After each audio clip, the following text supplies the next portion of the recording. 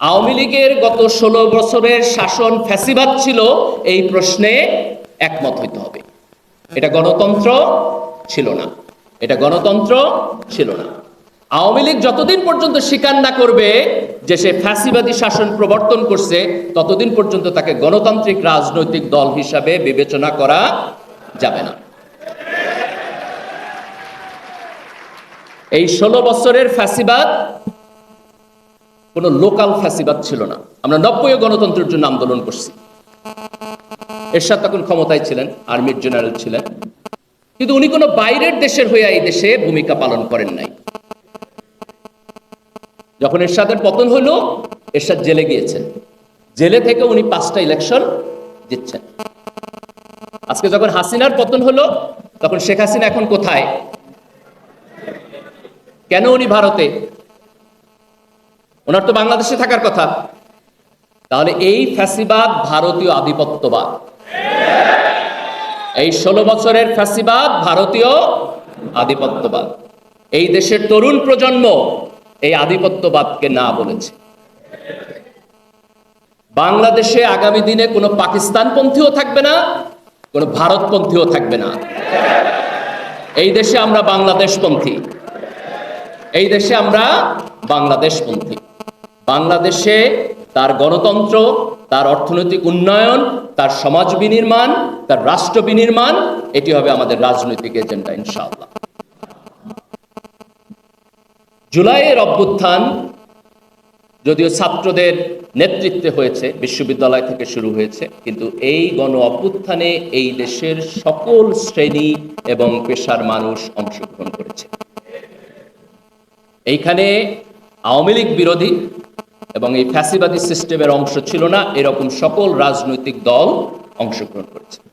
BNP অংশগ্রহণ করেছে, জামাত ইসলাম অংশগ্রহণ করেছে, ছাত্র দল অংশগ্রহণ করেছে, ছাত্র শিবির অংশগ্রহণ করেছে। তাদের সবার এখানে কন্ট্রিবিউশন ছিল। আমাদের জাতীয় ঐক্যের জন্য এই কন্ট্রিবিউশনকে স্বীকার করতে হবে। যে সমস্ত ছাত্র নেতারা নেতৃত্ব দিয়েছেন তাদেরকে উদারভাবে স্বীকার করতে হবে যে সমাজের সকল শ্রেণী এবং পেশার মানুষ যদি এই গণ অভ্যুত্থানে এগিয়ে না আসতো, তাহলে আমরা সফলতা পেতাম না।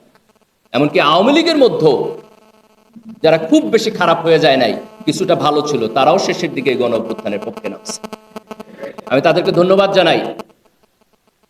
বহু কারণে মানুষ আওয়ামী লীগ করে, মুক্তিযুদ্ধের কারণে করে, তার অন্যান্য সফিস্টিকেশনের কারণে করে, কিন্তু আপনার একটা পয়েন্ট থাকতে হবে যে কোন পয়েন্টে আপনি আপনার লয়ালটি উইথড্র করবেন। হাসিনা যদি আপনাকে নিয়ে জাহান্নাম পর্যন্ত যায়, তাহলে তার পিছন পিছন জাহান্নাম পর্যন্ত যাওয়া আপনার দায়িত্ব হইতে পারে না, কোন দেশপ্রেমিক নাগরিকের দায়িত্ব হইতে পারে না। সকল নাগরিকের এই বার থাকতে হবে যে ঠিক আছে, আমি একটা রাজনৈতিক দলকে পছন্দ করি, কিন্তু কোন পর্যন্ত? তার চুরি, ডাকাতি, বদমাইশি যদি লিমিট ক্রস করে যায়, তাহলে সে রাজনৈতিক দল থেকে আমার যেই লয়্যালটি সেটিকে উইথড্র করতে হবে। এই কথা আওয়ামী লীগের জন্য সত্য, এই কথা বিএনপির জন্য সত্য, এই কথা জামাত ইসলামের জন্য সত্য। আমার মস্তিষ্ককে, আমার লয়্যালটিকে আমি সীমানাহীনভাবে কারো কাছে ছেড়ে দেব না ইনশাআল্লাহ। তাহলে জুলাইয়ের গণ অভ্যুত্থানে সকল রাজনৈতিক দলের কন্ট্রিবিউশন ছিল, এটি আমাদেরকে স্বীকার করতে হবে। জাতীয় ঐক্যের জন্য এটা আমার প্রয়োজন।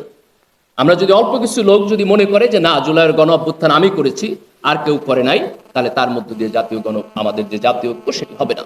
মুক্তিযুদ্ধের পরে আমরা এই ভুলটাই করেছি। আমরা সবাই করি নাই, আওয়ামী লীগ করছে। মুক্তিযুদ্ধের ইতিহাসকে দলীয়করণ করছে, যেই কারণে মুক্তিযুদ্ধ কখনোই এই দেশের আপামর জনসাধারণের চেতনা হয়ে উঠতে পারে নাই। আজকে জুলাইয়ের অভ্যুত্থানের ক্ষেত্রে আমরা যেন সেটি না। জুলাইয়ের গণ অভ্যুত্থানে একটি বড় বৈশিষ্ট্য, নেতৃত্ব দিয়েছে, যারা রাস্তায় গিয়ে দাঁড়িয়েছে, যারা গুলি খেয়েছে, যারা শহীদ হয়েছে, তাদের মধ্যে এই দেশের তরুণ প্রজন্মের সংখ্যা বেশি। তাদের বয়স 25, 30, 35। এটা হচ্ছে এই আন্দোলনের সবচেয়ে ওয়ান্ডারফুল জিনিস। আজকে এই গণ অভ্যুত্থানের স্পিরিটকে ধারণ করে আমরা যদি সামনের দিকে যেতে চাই, তাহলে তরুণদের আমাদের জাতির বিনির্মাণের যে প্রক্রিয়া, তার মধ্যে তার পার্টিসিপেশনকে নিশ্চিত করতে হবে। যে সমস্ত রাজনৈতিক দল এই তরুণদের আকাঙ্ক্ষাকে বুঝবেন না, তারা আগামী দিনে আওয়ামী লীগের মতোই হারায় যাবেন। আজকে বিএনপি এবং জামাত ইসলাম বাংলাদেশের দুইটা বড় রাজনৈতিক দল। আমি তাদেরকে অনুরোধ করব যে আপনারা তরুণদের আপনাদের রাজনীতির মধ্যে আরো বেশি করে নেন। আপনাদের স্থায়ী কমিটির অন্তত 50% লোকের বয়স 50-র নিচে হওয়া উচিত।